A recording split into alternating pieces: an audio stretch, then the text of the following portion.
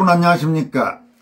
북한의 엘리트 경제관료 출신 탈북자인 김태산 전 체코 주재 북한 무역부 대표가 한국인들에게 따끔한 일침을 가했습니다.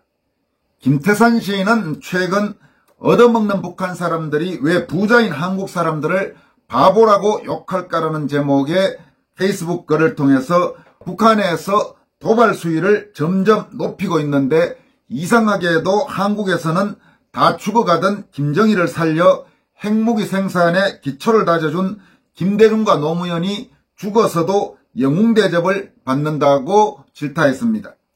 그는 또 김정은에게 핵무기를 만들도록 시간을 벌어주었고, 핵무기를 완성하도록 수조 원을 퍼준 문재인과 이재명 같은 매국노들이 지금도 나라의 목줄을 거머쥐고 마구 흔들어대고 있다면서 아직도 정신을 못 차리고 살아가는 이 나라의 국민이 조금이라도 무서운 현실에 눈을 뜨기를 바란다면서 자신이 북한에서 직접 경험한 사례를 소개했습니다.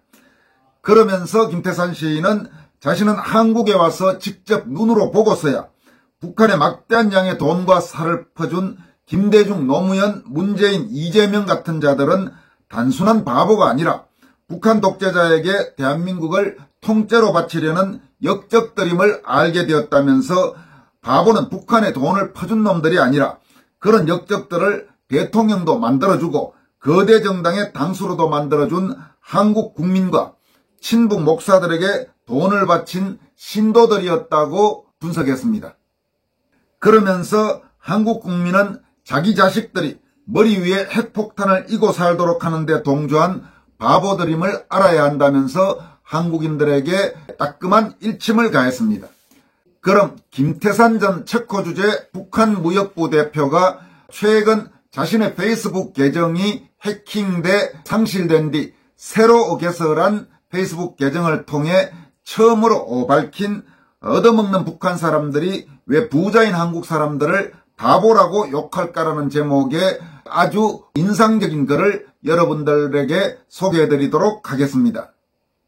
북한은 지난해 9월 8일 핵 선제공격 법제화를 발표하며 적화통일을 의미하는 영토 완정론을 공식화했다. 이달 6일에는 김정은이 당 중앙군사위원회를 소집하고 전쟁준비태세 강화를 떠들었고, 8일에는 대규모 군사열병식까지 벌이며 도발 수위를 점점 높이고 있다. 그런데 이상하게도 한국에서는 다 죽어가던 김정일을 살려 핵무기 생산에 기초를 다져준 김대중과 노무현이 죽어서도 영웅대접을 받는다. 뿐만 아니라 김정은에게 미국 대통령 트럼프까지 붙여주면서 핵무기를 만들도록 시간을 벌어주었고, 핵무기를 완성하도록 수조 원을 퍼준 문재인과 이재명 같은 매국노들이 지금도 나라의 목줄을 거머쥐고 마구 흔들어대고 있다. 아직도 정신을 못 차리고 살아가는 이 나라의 국민이 조금이라도 무서운 현실에 눈을 뜨기를 바라며 필자가 북한에서 직접 겪었던 사실 하나를 써본다. 나는 평양에서 대학을 졸업하고 국가기관에 배치되기 전에는 북한의 큰 군수공장에서 10여 년간 일했다. 평양으로 올라간 지 15년 만인 1994년도에 나는 사업차 지방에 내려갔다가 시간을 내서 전에 일하던 그 군수공장을 가보았다. 그런데 그 큰 공장이 완전히 문을 닫고 정문에는 바싹 여인 보초만이 총을 메고 서 있었다. 1994년 이때가 이제 북한의 소위 고난의 행군 시절이죠. 북한 경제가 완전히 망가져서 대단히 어려워지기 시작한 바로 그 시절을 말합니다. 이어갑니다. 공장 당위원회에 있는 친구를 만나보니 2, 3년 전부터 원료, 자재가 전혀 보급되지 않아 공장이 가동을 멈추었고, 쌀 배급도 완전히 끊겨서 노동자와 기술자들이 굶어 죽거나 농촌으로 장마당으로 뿔뿔이 흩어지고 간부들만 몇 명 남아서 공장을 지키고 있다고 했다. 난 중앙에 있으면서 나라 사정을 좀 안다고 생각했지만 군수공장마저 이렇게 극심한 자재 부족과 식량 부족으로 노동자들이 굶어 죽고 문을 닫게 된 줄은 몰랐다. 그렇게 1996년 2월부터는 평양시까지 100% 쌀 배급이 중단되면서 온 나라가 완전히 멈췄었다. 그러니까 이 1994년에서 1996년 이때 김영삼 정부 시절에 북한이 아주 심각한 어려움에 처해 있었습니다. 그리고 사실 북한이 이때 가만히 놔뒀으면 어쩌면 남북 통일의 길, 흡수 통일의 길도 열릴 수 있는 상황이었습니다. 그런데 김대중 정권이 들어서면서 여러분도 아시다시피 상황이 완전히 달라지게 됩니다. 김태산 씨의 글을 이어갑니다. 그때로부터 몇 년 후인 2002년 겨울, 외국에 살던 나는 회의차 평양에 들어갔다가 다시 한번 자강도에 갈 일이 생겨서 잠시 내려갔다. 썩 가보고 싶지는 않았으나 그래도 남아있는 친구들 소식이 궁금하여 내가 일하던 그 군수공장을 다시 찾아갔다. 그런데 이게 뭔가? 완전히 죽었던 공장이 다시 살아서 잘 돌아가고 있었다. 공장 안에는 예전처럼 1월 생산계획 103% 초과 완수 축하라는 커다란 특보가 세워져 있고 모범 노동자들을 축하하는 사진도 줄줄이 나붙어 있었다. 나는 전화로 공장 당위원회에 있는 친구를 정문 밖으로 나오라고 불렀다. 친구는 좀 바쁘다며 저녁에 집에서 만나자고 했다. 퇴근 시간이 지나 서너 명의 친구들이 술병을 들고 와서 그 친구의 집에 모여 앉았다. 술이 몇 순배 돌며 인사말이 끝나자 나는 야, 어떻게 공장이 다시 살아난 거야? 배급은 주는 거야? 원자재는 어떻게 보급받는 거야? 하고 궁금했던 질문들을 쏟아냈다. 그러자 친구들이 말한다. 2000년에 남조선에서 김대중이가 왔다 가면서부터 아랫동네 애들이 쌀을 주잖아. 그래서 군수공장들만은 배급을 정상 공급하는 거야. 그리고 그때부터 수입 원자재들이 정상 공급되고 있어. 그런데 고급 기능공들이 고난의 행군 때 많이 굶어 죽는 바람에 애를 먹고 있어. 그게 제일 큰 문제야. 또 한 친구가 말한다. 야, 태산아. 그런데 남조선 아이들이 보내준 쌀을 먹으면서 또 걔들이 준 돈으로 자재를 사다가 미국 놈들과 남조선 애들을 죽일 무기를 만든다는 게 좀 웃기지 않나? 남조선 애들은 이걸 모르는 거야? 아니면 바보들인가? 그 말을 들으며 모두들 웃었다. 여러분, 이 부분 다시 한번 소개하겠습니다. 정말 한국인으로서는 뼈아픈 이야기입니다. 남조선 아이들이 보내준 쌀을 먹으면서 또 걔들이 준 돈으로 자재를 사다가 미국 놈들과 남조선 애들을 죽일 무기를 만든다는 게 좀 웃기지 않냐? 남조선 애들은 이걸 모르는 거야? 아니면 바보들인가? 참 어떤 생각이 드십니까? 이어갑니다. 나도 그때는 남조선 놈들은 정말 바보들이다고 생각했다. 그런데 아이러니하게도 나는 지금은 우리 친구들이 그렇게도 멍청하다고 비웃었던 그 남조선 사람이 되어있다.